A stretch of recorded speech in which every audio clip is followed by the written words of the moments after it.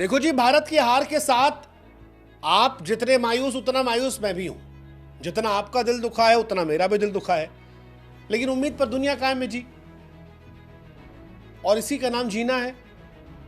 वो कहते हैं ना कि मुझे मालूम है ये ख्वाब झूठे हैं, ख्वाहिशें अधूरी हैं, लेकिन जिंदा रहने के लिए कुछ गलतफहमियां जरूरी हैं।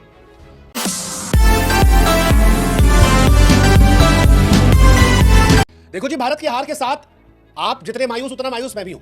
जितना आपका दिल दुखा है उतना मेरा भी दिल दुखा है, लेकिन उम्मीद पर दुनिया कायम है जी, और इसी का नाम जीना है। वो कहते हैं ना कि मुझे मालूम है ये ख्वाब झूठे हैं, ख्वाहिशें अधूरी हैं, लेकिन जिंदा रहने के लिए कुछ गलतफहमियां जरूरी हैं। तो एक गलतफहमी और पालते हैं।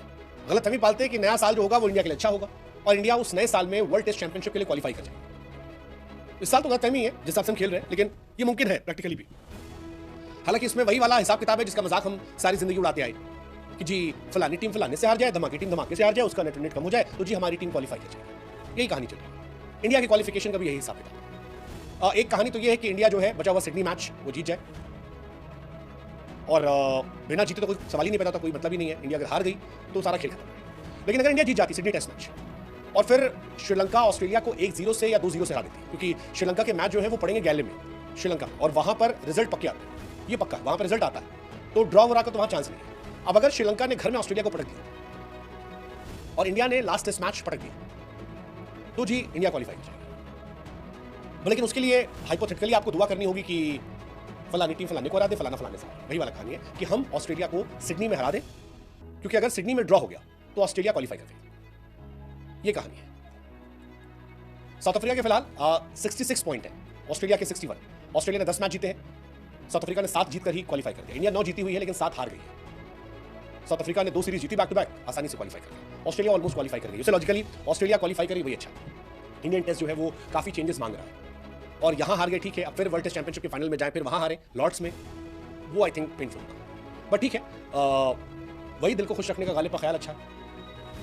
व्हाइट वॉश सीरीज हो गई, न्यूजीलैंड इंडिया से हार गई थी, इंडिया न्यूजीलैंड से हार गई थी। साउथ अफ्रीका पहली टीम है जिसने क्वालिफाई किया है। ऑस्ट्रेलिया बिल्कुल एज पर है, ऑस्ट्रेलिया को 1 जीत, 3 टेस्ट मैच बचे, एक इंडिया के साथ और 2 बचा है श्रीलंका के साथ। अगर ऑस्ट्रेलिया 1 भी जीत गई तो ऑस्ट्रेलिया क्वालिफाई कर जाएगी। लेकिन श्रीलंका वाला क्योंकि श्रीलंका में है, श्रीलंका अपने घर में कंपैरिजन में एक अच्छी टीम है, टेस्ट में अच्छा खेलती है, और 2024 खत्म हो रहा है, 25 में मारे, 24 का एंड बड़ा दर्दनाक था इंडिया का, तो हो सकता है 25 में हमारे अच्छे दिन आ जाए। फिलहाल साउथ अफ्रीका तो मजे में चल रही, 4 सीरीज जीत गई है। वेस्ट इंडीज को 1-0 से, बांग्लादेश को 2-0 से, श्रीलंका को 2-0 से, पाकिस्तान के सामने 1-0 से। उनकी तो कंसिस्टेंसी अलग लेवल है, तो दे ट्रूली डिजर्व। इंडिया मिक्स रही है। इससे पहले इंडिया 2021 और 23 में एक बार न्यूजीलैंड से हारी थी 8 विकेट से, और ऑस्ट्रेलिया से हम हारे थे 209 रनों से 2023 में, और ऐसा लग रहा है इंडिया तीसरी बार शायद फाइनल नहीं खेलेगी।